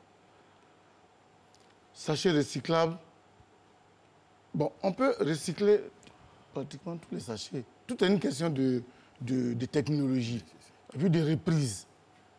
Donc, si nous avons des unités qui peuvent reprendre, comme on l'a dit tout à l'heure, il y a des paniers, aujourd'hui des paniers qu'on appelle, bon, je ne dois pas dire certains trucs, mais des paniers qu'on utilise pour les poubelles, ou même à la maison pour la lessive, etc., qui sont faits de plastique repris. Donc on peut le faire, mais donc, ça n'existe pour l'instant, ça n'existe pratiquement pas. Mais des unités commencent à s'installer pour le faire, parce que quand même, il y a plusieurs unités, plusieurs récupérateurs, donc ils revendent ça à des unités qui font ce recyclage-là. Mais c'est minime par rapport à la quantité qui est produite. Docteur Thier, il y a un téléspectateur qui revient sur une question, mais qui est assez d'actualité. Le Rwanda, qui sort de crise, a pu maîtriser, qui sort de crise comme nous, entre guillemets, hein, parce qu'il ne faut jamais comparer les trucs comme ça, a pu maîtriser son interdiction par rapport aux sachets plastiques. Qu'est-ce que nous faisons en Côte d'Ivoire? Est-ce que cela est dû au laxisme des autorités ou bien à l'incivisme de la population, ou c'est une conjugaison des deux? On ne pourrait pas parler de laxisme des autorités. Les autorités ont pris les mesures qu'elles ont trouvées. Oui, mais on prend toujours des mesures aussi, il faut les accompagner de faits concrets. Si on arrête quelqu'un qui fait des choses comme ça, ça va servir d'exemple à d'autres. D'accord, je voudrais certainement partager votre avis. Mais il faut dire que ce qu'on n'a pas vraiment fait pour l'instant, c'est la répression. Parce que les pays comme le Rwanda, on ne peut pas les comparer à la Côte d'Ivoire. Pourquoi c'est les pays africains? Pourquoi? Parce que les drames que les Rwandais ont vécu ne sont pas comparables à ce que nous vivons en Côte d'Ivoire. Donc du coup, celui qui sort d'un génocide n'a pas la même façon de penser que celui qui vit paisiblement dans un autre pays. On n'a pas besoin de drame pour améliorer son cadre de vie. Justement, je suis en train de dire que comparaison n'est pas raison. Et donc, notre problème fondamental, c'est l'incivisme. Nous sommes dans un pays où personne ne respecte rien. Chacun dit, on se débrouille. J'ai tenu une conférence quelque part où des gens m'ont posé la question de savoir pourquoi est-ce qu'on veut déguerpir des gens des trottoirs et autres, parce que les gens sont en train de se débrouiller pour pouvoir trouver à manger. J'ai dit oui, je suis d'accord avec toi, jeune homme, mais le monsieur, le petit pickpocket qui arrache les sacs à main, le braqueur qui a une calage, qui arrache les véhicules, il se débrouille également. Chacun se débrouille avec les moyens qu'il a. Pourquoi est-ce qu'on doit punir les uns et puis laisser les autres? Mais tout est une question de civisme. Si nous avons cette capacité de pouvoir respecter un tant soit peu les lois, je pense que nous vivons dans un pays assez paisible. La Côte d'Ivoire a tous les moyens, aujourd'hui, sur le plan juridique également, pour que nous puissions vraiment vivre paisiblement dans ce pays. Moi, je ne suis pas d'accord avec le fait qu'on puisse toujours accuser les populations d'incivisme. Je pense que c'est trop facile. Pourquoi on n'accuse pas ceux qui prennent des mesures et qui ne les mettent pas en application? On est toujours là en train de dire que les Ivoiriens sont inciviques, ils sont ceci, ils sont cela. Mais quand on prend une décision, il faut aller jusqu'au bout. On ne prend pas une décision à moitié. Hein? Et c'est ce qui, des fois, nous crée des soucis. Justement, parce que dès que la mesure contre le plastique a été prise, les gens ont dit que ça sera comme ne pas fumer en public, etc. De toute façon, ça n'ira nulle part. Et effectivement, ce n'est allé nulle part. Effectivement, quand on prend une loi, en tant que l'État est régalien, il a le monopole de la violence légale, comme vous l'avez dit, il doit se donner les moyens. D'autant plus que, comme le dit Dr Thier, quand vous savez que votre population est incivique, alors vous sévissez davantage. Parce que c'est ça aussi la responsabilité de l'État. Parce que la question du civisme même des populations est aussi encadrée par l'État et de la responsabilité de l'État. Parce que l'éducation à la base des populations est quand même une affaire d'État. L'enseignement, l'éducation, l'instruction, l'hygiène, comme disait madame, la protection du cadre de vie. Qu'est-ce qu'on appelle un cadre de vie immédiat? Quelle est la responsabilité, la citoyenneté, le vivre ensemble, ne pas s'intoxiquer, ne pas tomber malade, etc. Tout cela est quand même à la base une initiation, une sensibilisation. Et même simplement, vous parliez de se donner les moyens. Bien, évidemment, si vous dites que c'est interdit de jeter des sachets plastiques par terre, mais on pourrait accompagner cela par des brigades civiles. On a assez de jeunes qui ne font rien, qui traînent dans la rue, et voilà des comportements de rue qu'ils seraient tout à fait heureux de gérer. Merci. C'est très très bien dit ça. Docteur Nielbien est avec nous. On va continuer le débat dans quelques instants, mais il est 7 h. On passe inévitablement par la pub.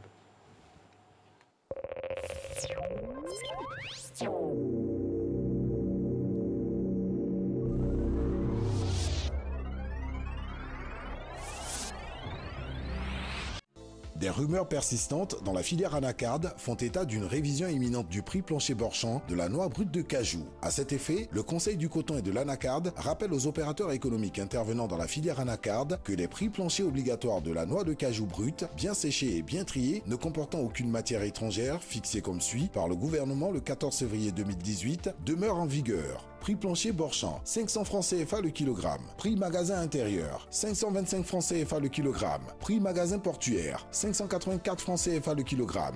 Ces prix sont des prix minimums en dessous desquels aucun achat n'est autorisé. Tout opérateur contrevenant à ces dispositions s'expose aux sanctions prévues par la réglementation. Il est demandé à tous les acteurs de la filière de veiller au respect scrupuleux de ces prix.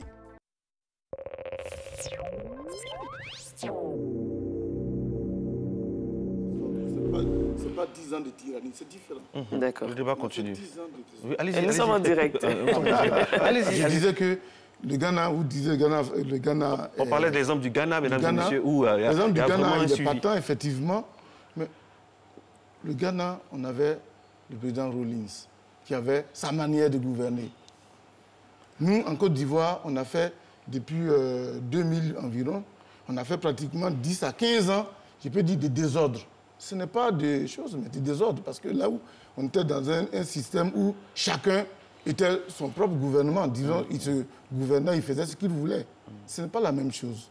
Alors quand on sort d'une telle période, il faut prendre le temps quand même de sensibiliser les uns et les autres, de pouvoir leur donner les moyens, je peux dire, moraux et intellectuels nécessaires pour passer à l'acte suivant. Et l'acte suivant, c'est la répression, parce que si on a fini d'informer, de sensibiliser, et que les comportements ne changent pas, il faut un brin de répression. Vous ne pensez pas, docteur Nielbien, que nous sommes gâtés? Il me disait ça au maquillage, j'en doutais, docteur Thier, mais est-ce que ce n'est pas parce qu'on est un peu trop gâtés? On prend une décision, on l'applique, mais on va attendre, parce qu'on connaît la psychologie de l'Ivoirien, il faut attendre, sensibiliser. On va sensibiliser jusqu'à quand? Il faut parfois passer aux actes concrets. Ben, vous voyez, vous avez tellement raison que jusqu'à présent, pour le feu rouge, pour certains, il faut continuer à sensibiliser. Parce que tant qu'on ne passe pas à la répression, parce qu'il y a toujours un moment, et même avant d'aller à la sensibilisation, on appelle cela un comportement citoyen et responsable. Il a cité les dangers, il a cité les risques, il a parlé de l'image même à travers l'esthétique. Mais je ne pense pas que moi je sois obligé d'attendre qu'on vienne me dire le sachet que tu as jeté là, c'est pas beau, franchement, ça peut te rendre malade, et ceci et cela. Ça, c'est vrai. Parce que la sensibilisation est peut-être basée sur l'ignorance. Mais à un moment donné, quand vous avez des yeux pour voir, des oreilles pour entendre, je ne pense pas que vous ayez besoin d'une conférence systématiquement. Parce que même quand nous parlons des Ghanéens, je souris parce que à l'époque, les Ghanéens étaient réputés pour être les plus indisciplinés de la terre. En ce moment, les Ivoiriens passaient pour être des gens civilisés, corrects, etc., jusqu'à dans les années 70, avant que le coup d'État de Rawlings. Rawlings a échappé à 11 coups d'État. Ça veut dire qu'ils ont eu une période de turbulence assez forte. C'est pour dire vraiment l'entêtement de ce... Mais à un moment donné, quand les gens prennent conscience qu'il y va de l'intérêt, de l'image et de leur éducation, parce que c'est ça. Ce que nous sommes en train de dire, c'est une manière de dire que, quand on dit qu'on est gâté, c'est une manière de dire, c'est poli, mais ça veut dire que nous sommes mal éduqués. Parce que si l'État n'est pas là, si le policier n'est pas là, si tel n'est pas là, alors on devient bébé. Voilà. Et ça, je pense que nous devons tous prendre acte et prendre témoin devant l'histoire que ce qu'on appelle l'incivisme ça dépend aussi du fait que nous voulons nous montrer au monde entier comme des gens éduqués ou des gens mal éduqués. Docteur Lille, comment se fait-il que les Ivoiriens ne peuvent pas se passer du papier, du plastique? Alors que vous l'avez dit, hein, avant, on utilisait d'autres moyens. Bien. Ben, c'est ce que j'appelle la culture plastique. Et avant, nous avions les pots de banane pour la loco, nous avions les feuilles vertes pour la tiéké, nos mamans avaient des cuvettes pour aller au marché, etc. Donc, il y avait plusieurs types de contenants pour les éléments. Et au fur et à mesure, la dame l'a dit, c'est plus pratique, c'est plus simple, c'est plus léger, on peut transporter. On ne sait pas ce qu'il y a comme contenu. Donc, vous voyez qu'automatiquement, et aujourd'hui, il n'y a pas de substitut. La dame a dit, on ne peut pas servir un plat dans du papier. Ça veut dire que, effectivement, le monsieur du ministère, là, il pourra le dire mieux que moi. Quand on a dit qu'on ne veut plus de sachets dans les magasins, les gens ont tenté de remplacer par du papier. Donc, dans l'imaginaire, dans l'inconscient de l'Ivoirien, si ce n'est pas du plastique, c'est du papier. Le papier n'est pas allé loin. Et même le papier aussi, c'est la destruction des forêts. C'est là où j'en veux à ceux qui prennent ces genres de décisions. Parce que gouverner, c'est prévoir. Oui. Quand on prend ce genre de décisions, il y a des substituts, et il y a des solutions avec. Comme ça, quand on sévit, on sait qu'on a eu le temps d'expliquer, de proposer des choses qui n'ont pas été respectées. Et puis, les populations ont le choix. Mais là, on propose quelque chose. Et c'est là où le directeur de l'environnement et la prévention des risques nous interpelle. Alors, oui, on a tenté comme ça quelque chose et on s'est dit, bon, si ça ne marche pas, on va dire que c'est les civistes des Ivoiriens. Et puis on est tranquille. Je suis un peu étonné parce que normalement, on ne devait pas aller dans ce sens-là. Aujourd'hui, le monde entier, on est dans la mondialisation. Des choses se font partout ailleurs. Donc, nous n'inventons rien. Pratiquement, tous les pays sont en train de prendre la même mesure. Vous avez parlé du Rwanda, il n'y a pas que le Rwanda. Récemment, on était à une conférence avec la CEDEAO où on discutait également avec nos frères du Burkina Faso qui sont également en train de prendre les mêmes mesures. Mais la substitution existe. Vous savez, dans un pays, le gouvernement trace le cadre. Le développement d'un pays, c'est les individus, c'est le secteur privé. Ah bon? Oui. Regardez tous les grands pays. Seulement? Tous les pays développés, l'État n'a pas des usines. Les usines appartiennent au secteur privé. Mais l'État agit. L'État trace le cadre pour dire, voilà dans le sens dans lequel nous voulons aller. Même quand on dit, par exemple, aujourd'hui, même chez nous, quand l'État fait les routes, c'est le privé qui fait les routes. Oui, d'accord. L'État paye pour la route, mais c'est le privé qui fait les routes. Thier, nous sommes d'accord avec ça. Donc, ce que je veux vous dire, c'est que la substitution existe. La dame qui a dit qu'on ne peut pas servir la nourriture dans les sachets plastiques, est-ce que nous sommes obligés de servir la nourriture dans les sachets plastiques? Est-ce que vous êtes allé lui dire ça en tant qu'État? Est-ce que vous êtes allé avec des mots, des exemples, avec des campagnes de sensibilisation? Je finis. Une minute. Est-ce que vous êtes allé vers cette dame qui vend de la loco pour dire, par le biais d'une sensibilisation, Madame, votre loco, voici ce que le sachet plastique fait. Aujourd'hui, ça met 400 ans. Est-ce qu'il y a une explication en langue maternelle avec divers supports de communication pour faire en sorte que cette femme-là ne puisse pas faire ça? Merci. C'est ce qui vaut ma présence aujourd'hui sur votre plateau. Nous sommes en train d'organiser la quinzaine nationale de la salubrité de l'environnement et du développement durable. Mais au-delà de cela, nous avons d'autres activités qui sont menées, je peux dire, de main de maître par Madame le ministre, telles que le grand ménage. De vous à moi, est-ce qu'aujourd'hui on a besoin de dire à quelqu'un « balaye devant ta porte » ? Non, on n'a pas besoin. On est obligé de venir dire aux Ivoiriens « il faut balayer devant votre porte, il faut nettoyer vos rues, il faut... bien parquer vos ordures. Donc on doit tous se poser des questions. Oui. La question que quelqu'un vient de nous envoyer sur le site, c'est que le substitut en question que vous proposez, est-ce que ça ne revient pas plus cher que ce qu'on utilise d'habitude? Parce que dans toutes les décisions aussi, il faut étudier le volet, les incidences économiques. Justement, si vous allez au marché tous les jours, que vous achetez votre sachet à 25 francs ou à 50 francs, ça vous fait combien l'année? Si vous achetez un panier à 1000 francs, que vous utilisez 3 ans, 4 ans, qu'est-ce qui est plus économique? Il y a cela. En fait, c'est parce que les gens n'arrivent pas à faire juste ce petit calcul. Autrement, ils sauraient qu'ils gagnaient quelque chose. En plus, il y a une incidence sur la santé. Ce que je voulais dire là, pour ne pas vous couper, quand on parle de substitut, il faudrait un substitut à l'identique dans l'inconscient populaire. Parce que le sachet, vous voyez, il a plusieurs tailles. Il est malléable. Il est adapté pratiquement à tous les achats. Alors que quel est aujourd'hui le panier et quel serait le matériau utilisé qui pourrait s'adapter de la sorte? Ça, c'est un. Et quand on parle de substitut, c'est aussi d'un point de vue financier que ça se passe. Si quelqu'un est sûr d'avoir 25 francs par jour, ne lui demandez pas d'avoir 1000 francs un coup, de faire cet achat utile pour 4 ans. Voyez-vous? Parce que c'est ça qu'on appelle l'empathie. Nous, on se mettra toujours à la place du gouvernement, mais il faut aussi que le gouvernement se mette à la place des populations. Tout à l'heure, quand vous disiez que l'État trace les grandes lignes, effectivement, il a fini de tracer les grandes lignes. Mais quelle est sa volonté politique d'accompagner les unités de recyclage des déchets? C'est ça la question. Parce qu'aujourd'hui, même en France, vous le dites, la France a pris la loi 1 an après la Côte d'Ivoire. Voyez-vous? C'est vrai, c'est toujours beau de dire qu'on suit le mouvement global, mais on suit le mouvement en fonction de soi-même, sa culture aussi.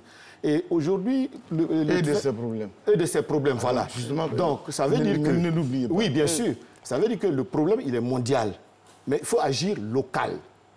Problème mondial, agir local. Agir local, il y a des campagnes qui ont été... Agir local. Voilà. Il y a des campagnes qui ont été faites. Oui. Et quelles étaient les stratégies adoptées pour sensibiliser la population? Et jusque-là, on ne voit pas le résultat. Justement, pour contrôler, je vais dans le sens de Nessi, pour contrôler, comme le dit M. Doumbia, merci, hein, les questions affluent. Quelles dispositions prises pour contrôler l'application de la loi dans les petits commerces? Exemple, les sachets noirs. Les sachets noirs, c'est difficile à dompter. Vous n'arrivez pas. Les sachets bleus aussi. Les sachets noirs, les sachets bleus. Voilà. Il faut d'abord dire, il faut recadrer le débat. D'abord, ce n'est pas tous les sachets qui sont interdits. D'accord. D'accord. Il y a, au niveau du décret et de l'arrêté d'application qui a été pris, des dimensions, des tailles bien précises. Lesquelles? En fait, il s'agit des sachets à usage unique. D'accord. C'est plus dangereux que ce qu'on peut utiliser plusieurs fois. Des sachets beaucoup plus grands. Ceux qui sont beaucoup plus grands, généralement, quand une ménagère va à la maison avec, elle garde pour réutiliser au moins 1 semaine, 2 semaines. Mais tout à l'heure, on a montré dans l'élément des petits sachets, les sachets noirs. On met juste l'emballage, des petits sachets noirs qui tiennent par-ci, par-là. Le problème de la Côte d'Ivoire, c'est transparent aussi. C'est qu'il y a des unités industrielles connues et des unités industrielles inconnues. Aujourd'hui, des gens fabriquent des sachets dans leur salon. Mais puisque vous tracez le cadre, c'est à vous de trouver tout ça et puis régler le problème. Le ministère du Commerce, qui est chargé de faire tous ces contrôles, fait les contrôles qu'il peut faire. Mais si vous fabriquez, M. Marcelin, vous fabriquez des sachets dans votre salon. Dans votre chambre. Dans votre chambre. Mais tant qu'on n'a pas l'information, on ne peut pas aller contre. Du coup, le lendemain matin, on retrouve des sachets sur le marché. Mais c'est pour ça qu'il faut avoir des brigades sur le terrain. Forcément, on va remonter la filière. Justement, je suis en train de vous dire que récemment, l'élément est passé encore à la télévision. Le ministère du Commerce a des agents qui contrôlent ces éléments. Oui, ça c'est le ministère du Commerce. Voilà. Mais comme pour le moment, celui qui est sur le plateau est du ministère de la Salubrité et du Développement, vous, votre brigade est où? J'étais en train de Vos brigades sont où, s'il vous plaît? Voilà. On avait juste une brigade de salubrité qu'on est en train de reformer. Oh là là. Pour avoir... Non, ne criez pas. Dans tous les cas, tout est une question de choses. Il faut aller à vous aviez une brigade que vous êtes en train de... Vous aviez une brigade. Ça veut dire qu'en ce moment, sur le terrain, il n'y a aucune brigade pour vérifier ça. Je n'ai pas dit ça. C'est ce que vous dites? J'ai dit, nous avons une brigade. Nous avons l'agence de gestion des déchets qui a été créée récemment, qui faisait donc la fusion entre l'ANASUR qu'on avait avant et le Fonds de financement des opérations de salubrité. Donc c'est de cette réforme que je parle. Et la brigade répondait donc à l'ANASUR en son temps. Alors s'il y a eu fusion entre l'ANASUR et le Fonds, donc il y a tout ce qui est réforme institutionnelle qui accompagne. C'est de ça que je veux parler. Je n'ai pas dit qu'il n'y en a pas du tout. Mais on pourrait aussi se poser la question de cette brigade est composée de combien de personnes? Parce qu'à Abidjan, ce sont des millions de personnes. Est-ce que la brigade arrive à recouvrir le territoire national? C'est pas seulement Abidjan. Je vous dis, pour l'instant, non. Pourquoi pour l'instant non, alors qu'on veut que les choses se règlent? Merci beaucoup. En fait, on est tellement pressé. Non, on n'est pas pressé. On n'est pas pressé, on est pragmatique. Il y a une loi, il y a une décision. Moi, on est logique. Hein. Il y a une décision. On est pressé. Non, vous êtes pressé. Non, on n'est pas pressé, on est réaliste. On est pressé. On n'est pas pressé, monsieur le docteur. Il y a une loi qui existe. Enfin, il y a une décision qui a été prise. On veut que les sachets plastiques ne soient plus de mise certaines dimensions. Donc, on prend les décisions idoines pour que ce soit effectif sur le terrain, par le biais de sensibilisation, par le biais d'actions concrètes sur le terrain. Quand on a pris la mesure, des voix se sont levées pour dire voilà tel impact négatif, etc. Le gouvernement qui veut écouter les Ivoiriens, justement, ça il faut mettre ça en exergue, écouter les Ivoiriens, a appelé tout le monde à une table pour discuter. Ce processus a pris au moins 18 mois.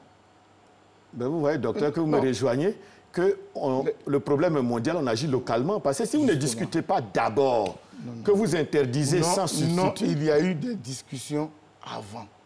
Il y a eu des rencontres avant. Il y a eu des rencontres avant avec les opérateurs économiques, avec la Confédération générale des grandes entreprises, etc. Il y a eu des rencontres avant. Mais quand le décret a été pris, il y a eu toujours des gens qui se sont plaints. Et les populations se plaignaient de quoi? Les gens se plaignaient de quoi? De la fermeture des usines? Ce n'est pas les populations, c'est les opérateurs économiques qui se sont plaints. Donc le gouvernement les a appelés à une table de négociation. Ils se sont assis pour rediscuter. C'est bon, vous ont trouvé des solutions? Justement, mais aujourd'hui, il y a des gens qui... Il y a des résultats. Il y a des gens qui ont réformé leur système. Il y en a qui se sont reconvertis. Il y en a qui produisent aujourd'hui...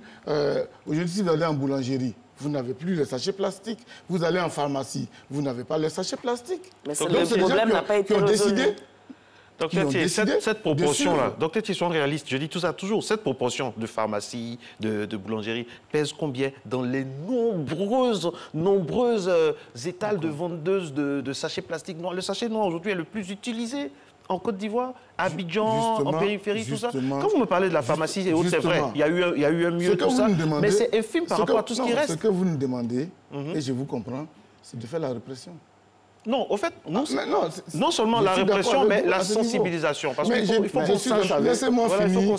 Je suis en train de vous dire que nous avons la quinzaine nationale de l'environnement, de la stabilité de développement durable. Donc il faut attendre la quinzaine pour qu'on puisse savoir tout ça. Je n'ai pas dit ça. Maintenant, je suis devant vous parce qu'il y a la quinzaine. Je suis devant vous parce qu'il y a la quinzaine. C'est-à-dire qu'il ne faut pas toujours jeter la pierre aux autres. Aujourd'hui, vous êtes journaliste.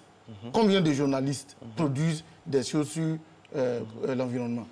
Moi, quand je dois passer à la télévision, je dois payer. Oui, mais là, vous ne payez pas. En plus, Matin Bonheur, on a une rubrique, on a un spécialiste.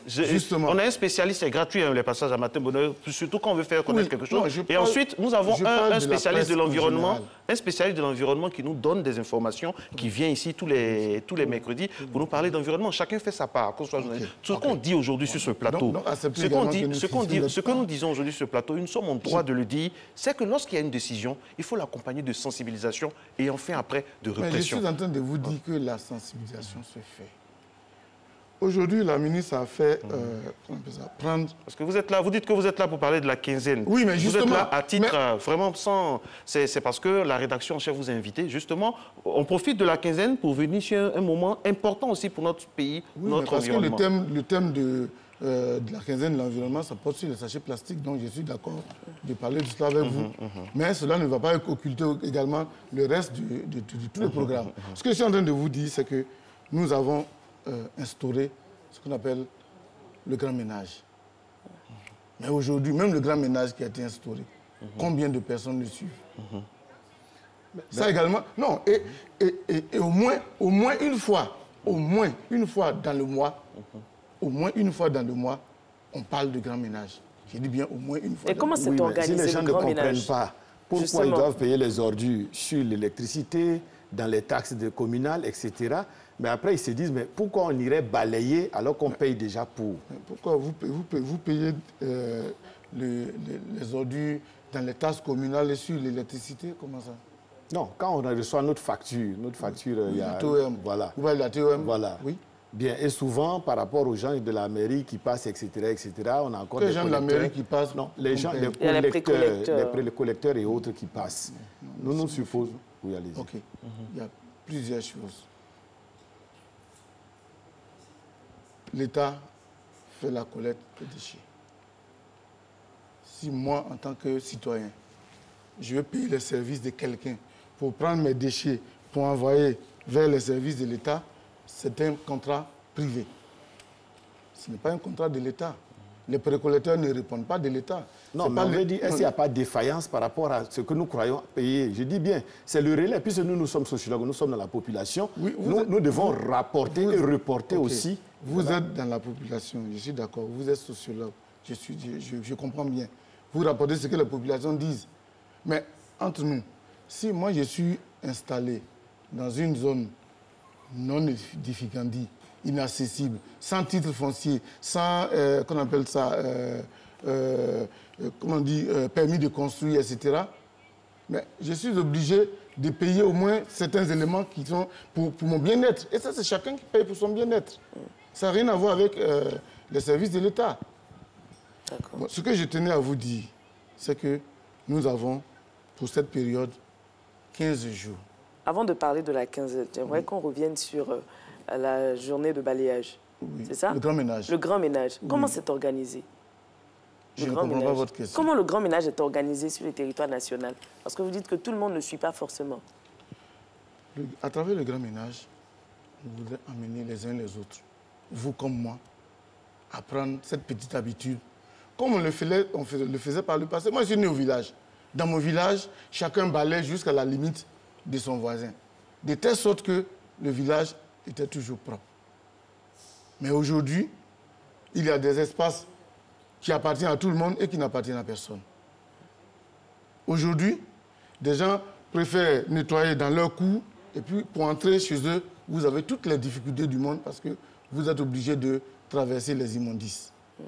Donc, demandez à chacun de pouvoir prendre tout de même un peu de son temps pour vivre dans un cadre salubre. Quand je parle de l'organisation, est-ce que vous approchez les syndics des différents quartiers, des associations? Justement, j'y viens maintenant. D'accord. D'abord, la première porte d'entrée, c'est les communes, c'est les collectivités, donc les maires, qui sont les premières portes d'entrée. Ensuite, il y a donc les chefs de quartier, comme vous avez dit. Il y a les syndics des quartiers. Il y a des réunions dans les communes pour l'organisation du grand ménage. Il y a les ONG qui accompagnent ce processus. Tout ce monde-là, quand vous allez dans une commune où il y a l'opération grand ménage, participe plus ou moins à cette activité-là. Mais il y a des endroits où ce n'est pas suivi du tout. Et comme vous dites, il y a des endroits où quelqu'un dit, ben écoutez, comme disait le sociologue, je paye pour les ordures, je m'en contrefiche. Le seul problème que nous oublions, c'est que si vous jetez à la nature ce qui est mauvais, elle va vous le rendre. OK. C'est cela. OK. Alors, concrètement, avant de parler de votre programme de la quinzaine, pour tout tenir à ça, c'est normal. Qu'est-ce qu'on fait pour punir, par exemple, quelqu'un qui jette sachet plastique dans la rue?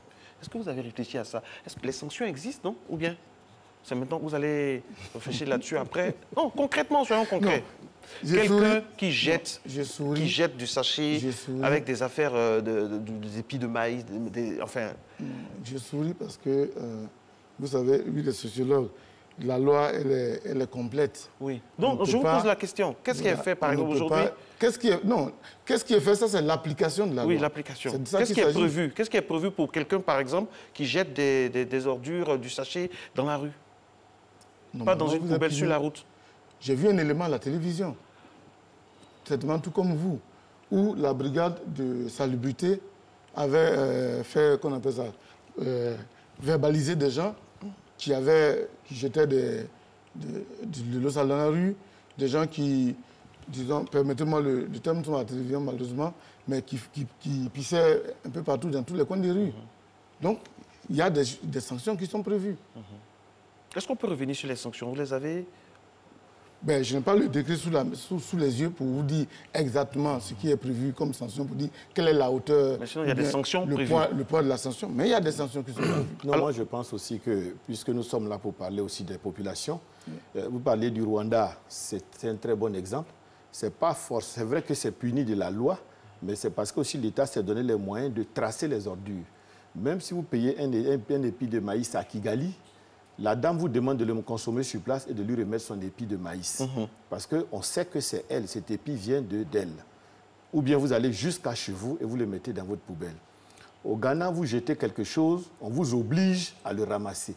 Ce qui déjà moralement fait plus d'effet Parce qu'on peut dire 50 francs, 100 francs, 1000 francs, faites ceci. Quelqu'un peut dire, moi j'ai l'argent, donc de ma grosse 4x4, je jette quand même mon sachet. Mais on pense, hein, pour nous sociologues, on pense que si vous essayez d'interpeller l'adulte qui sommeille, qui est en nous, parce que même un enfant de 4 ans, si on lui apprend, quand il a fini de manger, à débarrasser son assiette, à aller mettre les résidus dans la poubelle, à aller déposer, etc., c'est un adulte. Parce que ce n'est pas l'âge qui fait l'adulte, c'est le comportement qui fait l'adulte. Il faut revenir aux fondamentaux. Exactement. Il faut revenir aux fondamentaux. Et là, ça passe par l'éducation, la sensibilisation. Oui, ça, c'est très, très important. C'est ce que nous ne cessons de dire tout au long de... Tout comme vous le disiez, quand on parle de population, ne pensons pas forcément à des gens qui sont dans des zones défavorisées ou bien qui ont très peu de moyens. Merci. Même les cadres, comme je le disais tout à l'heure, moi j'ai interpellé plusieurs fois des gens dans la rue parce qu'ils baissaient sa vitre électronique et puis jette la canette dehors. Je suis dans ma voiture, j'arrive à son niveau et puis je lui demande simplement, mais si vous l'aviez ramassé, ce serait intéressant. C'est chaque individu qui doit prendre la mesure. Moi, par exemple, quand je vais dans un supermarché, que j'achète un article, mais je refuse tout tranquillement le sachet plastique. Je refuse de le prendre. Parce que j'ai compris qu'il ne faut pas le prendre. Mais si, malgré tout, je le prends en tant que cadre, et même en plus cadre du ministère de l'Environnement, vous voyez là, quelque part, c'est un problème. Alors donc, l'éducation, effectivement, c'est à tous les niveaux. Souvent, les enfants sont beaucoup plus réceptifs, c'est pourquoi on commence par eux, et les enfants, par eux, on peut atteindre les adultes. Vous avez pris un exemple qui m'a plu, l'exemple du village. Vous dites que vous êtes né au village, qu'au village, il y avait des jeux de propriété, mais les chefs de village, les notables balisaient. C'est-à-dire ceux qui ne faisaient pas avaient des sanctions. Il y avait même des bannissements dans les villages, ou des gens qui ne sont pas propres. Il y avait des bannissements dans les villages. Et ça, je vais dire, cet exemple-là, de façon, ce micro-exemple-là, je vais dire, c'est ce que vous dites, nous sommes tous en phase, mais seulement, il faut être très, très pratique et pragmatique dans la sensibilisation et après la répression. Ça, c'est très important. Tout à fait. Parce que le thème de notre débat, c'est comment changer les mentalités. Au Ghana, il ne lui faut pas plus de 2-3 jours pour se rendre compte qu'il est très sale et qu'il risque de donner une très mauvaise image du Ghana. Mais pire que ça, il est honteux d'être ivoirien. Voyez-vous, ça vous fait vraiment la leçon. Quand vous voyez que les rues sont propres, vraiment vous êtes impressionné. Mais peut-être quand vous oubliez votre comportement d'ivoirien chez les autres et vous jetez quelque chose, on ramasse, on vous donne. En Allemagne, c'est exactement la même chose. De telle sorte que vous avez raison, c'est chacun qui fait son policier. C'est chacun qui doit être conscient. Mais aussi, quelque part, peut-être que moi, je reviens encore un peu à l'idée du substitut et des opérateurs économiques. Le fait de ne leur avoir pas laissé le temps de s'organiser pour nous proposer des substituts identiques. Par exemple, la dame qui dit, moi, ma nourriture, je la mets dans ce plastique. Si on lui dit non, qu'est-ce qu'on lui propose concrètement en place et qui est dans les mêmes coûts, de telle sorte que... Bon, on croise les doigts, on espère qu'au sortir de la quinzaine de l'environnement, il y aura des choses nouvelles, on va avoir vraiment une révolution. Sur l'utilisation. Donc, il nous reste 1 minute. D'accord, la dame, je ne la blâme pas, mais il faut que je donc, docteur, vous présentez le programme. Encore que ce n'est pas ça la quintessence. Nous, notre thème, c'était comment changer les mentalités. Notre thème, ce n'est pas la quinzaine. Est-ce que on vous voit seulement quand il y a des événements et après, on ne vous voit plus, vous, les gens des ministères. On veut que ce soit sur le terrain. Non, je vous chahute. Alors, la quinzaine va comporter quoi? Sensibiliser les écoles, faire D'accord, la quinzaine, on aura quoi la quinzaine? La fameuse quinzaine de l'environnement. Ah non, ne dis pas la fameuse quinzaine. Mais oui, c'est très important, c'est une fameuse. Oui, elle est très importante. Fameuse, ça veut dire que c'est populaire. Nous avons plusieurs faits. La quinzaine, vous savez, en juin, il y a 3 journées mondiales qui portent sur l'environnement en général. La journée mondiale de l'environnement, le 5 juin. Nous avons la journée mondiale des océans, le 8 juin. Et la journée mondiale pour la lutte contre la désertification, le 17 juin. Tout ça, ça porte sur l'environnement en général. Et donc, dans le cadre de cette quinzaine, nous avons 15 jours vraiment avec un programme assez alléchant, avec des partenaires également, et plusieurs éléments. Par exemple, la cérémonie de lancement qui a lieu ce matin. La télévision sera là-bas, merci. Nous avons le grand ménage le 2. Donc, le samedi 2 juin, nous avons le grand ménage à Bonois et dans les autres contrées du pays. Le 4 juin, nous avons des activités avec la BAT. D'accord, on ne va pas dérouler tout. Non, pas tout ça, mais je vais dire le plus important. Il y a la célébration de la journée mondiale de l'environnement dont je parlais. Nous avons également des journées scientifiques. D'accord. Et les jeunes viennent au coup d'école, nous avons fait des panels. Autant de choses, autant d'éléments qu'on doit pour vraiment parler d'environnement, parler de tout ce qui compose les lois, tout ça, la répression, et puis le comportement citoyen aussi qu'il faut avoir. Merci beaucoup à vous, mesdames et messieurs. C'est ça, Matin Bonheur. On débat sans compromission et puis de façon simple pour que les Ivoiriens puissent savoir que quand même on prend à cœur leurs préoccupations et que les autorités puissent savoir qu'on va dans le sens de, voilà quoi, pour tout le monde, pour que tout le monde soit à l'aise. Bonne journée et surtout, bon week-end sur RTI. Ciao, ciao. Merci beaucoup.